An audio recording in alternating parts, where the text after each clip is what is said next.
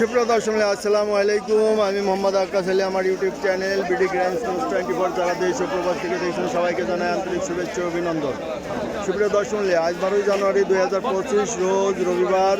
আমি এই মুহূর্তে অবস্থান করছি পাবনার আতাইকুলার পেঁয়াজের হাটে। আজকে পেঁয়াজ কত কী দামে ক্রয় বিক্রয় হচ্ছে তা জানিয়ে দেবো। সুপ্রিয় দর্শক আতাইকুলা হাটটি সপ্তাহে 2 দিন অনুষ্ঠিত হয়, রবিবার এবং বুধবার।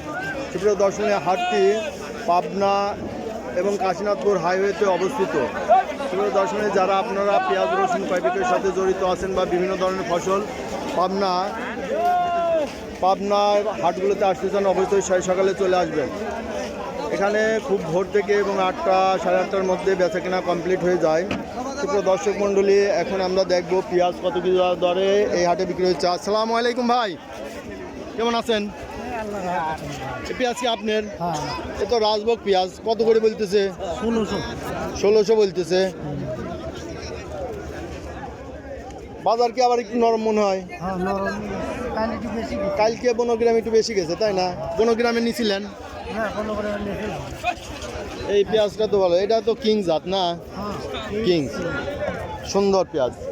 এই যে একটা পেঁয়াজ খুব বড় দানার মাথা, এটা কত করছে ভাই? 1500-1600 বলতেছে। বাজার কি আজ একটু ঢিল নাকি? বাজার আজকে আমদানি প্রচুর, এই কারণে বাজার একটু ঢিল মারতে পারবে না। আমরা এদিকে একটু দেখি, এদিকে। আসসালামু আলাইকুম ভাই, পেঁয়াজ নিয়ে আইছেন? কত করে দাম বলতেছে আজ? 15.5। 15 গ্রাম নিছিলেন না কাল? 15 গ্রাম 1700-1800 গেছে। আজকে এনে মাথা 1600, খুব কম, 1500-1550। তাহলে তো আবার বাজার, আমি তো ভাবলাম যে বাজার উঠতে থাকবে না, আবার নামে গেল। হায় রে কপাল।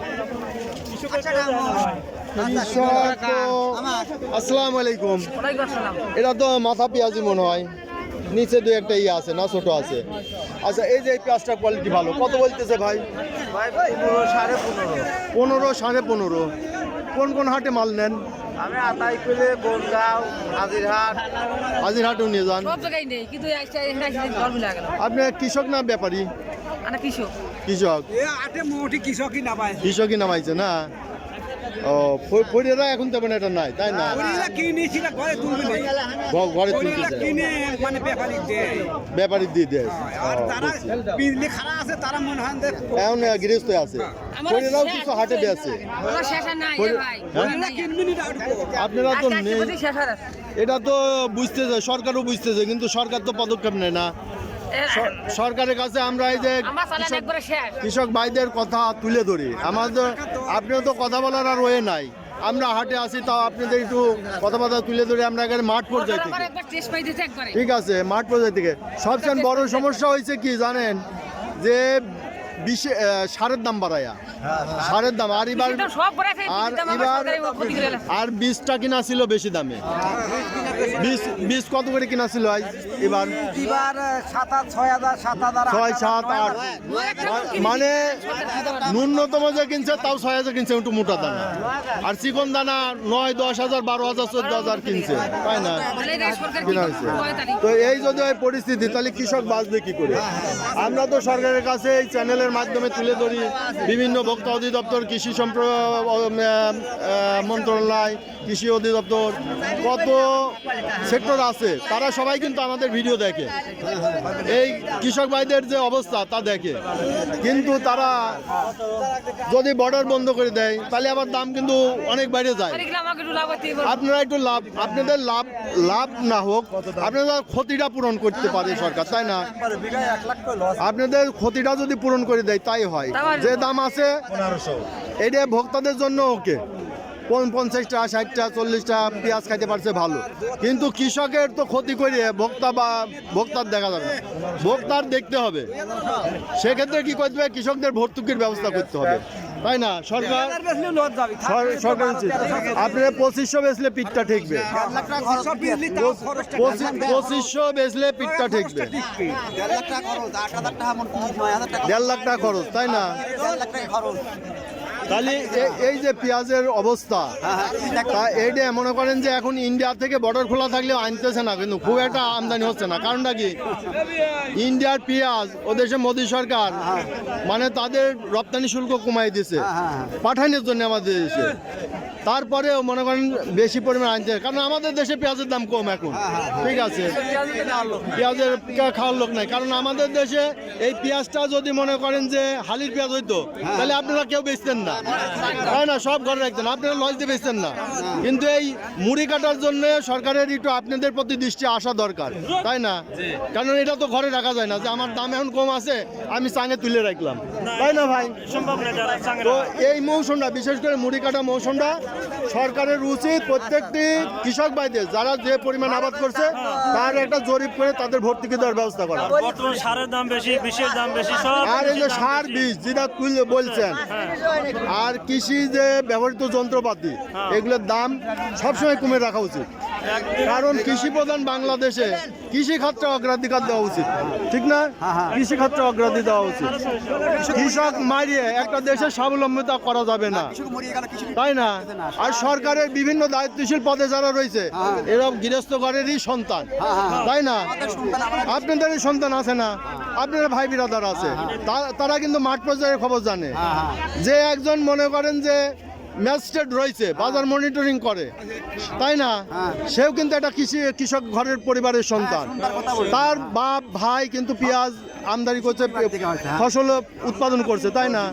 তো তারা কিন্তু মাঠ পর্যায়ের খবর জানে। তারা জানলে তাদের উচিত সরকারের এই জিনিসটা বোধগম্য করা এবং তাদের একটা চিন্তাধারা আনা দরকার যে কৃষক ভাইরা যে অবশ্যই লস খাচ্ছে, এই লসটা তাদের পুষিয়ে দেওয়া।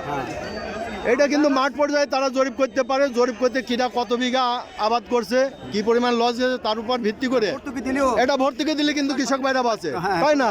তো আমরা এটাই সরকারের কাছে চাই, আপনারাও চাচ্ছেন, তাই না? আপনারা তো এটা চান, পেঁয়াজ রসুন খাদ্যদ্রব্য নিয়ন্ত্রণের মধ্যে থাকুক, এটা সবাই চায়, তাই না? আপনারাও চান। কিন্তু আপনাদের উৎপাদন ব্যয় যদি কমে যায়, আপনার যদি খরচ হয়তো 1200 টাকা মন, 1400 টাকা বেচলে তো আপনার সমস্যা নাই। তাহলে সরকারের সেই দিক দৃষ্টি দিতে হবে কিভাবে উৎপাদন ব্যয় কমিয়ে আনা যায়, ঠিক আছে না ভাই? 7,000-8,000 টাকা করে কেনা হয়েছে এই বেসনগুলা। তাহলে বর্তমানে আপনি সরকার থাকা অবস্থায় গত বছরও 3,000 নিচে পিস নামে নাই, সারের দাম কম ছিল, তাই না? পিসের দাম কম ছিল।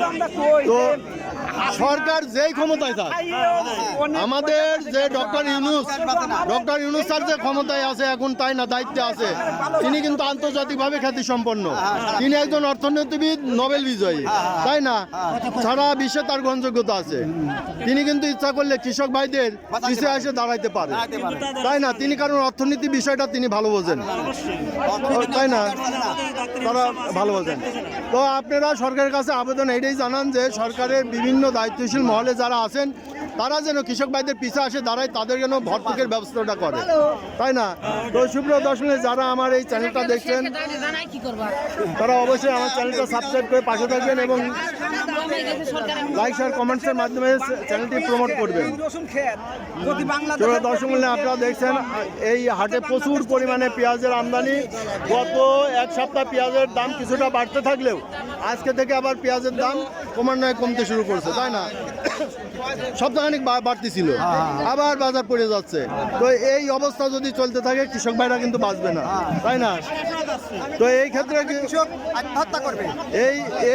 এই বিষয়টাকে অবশ্যই সরকারের দায়িত্বশীল মহলের দৃষ্টিগোচর করা উচিত এবং কৃষক ভাইদের পিছিয়ে এসে দাঁড়ানো উচিত, তাই না? তাদের অবিলম্বে ভর্তুকির ব্যবস্থা করা উচিত।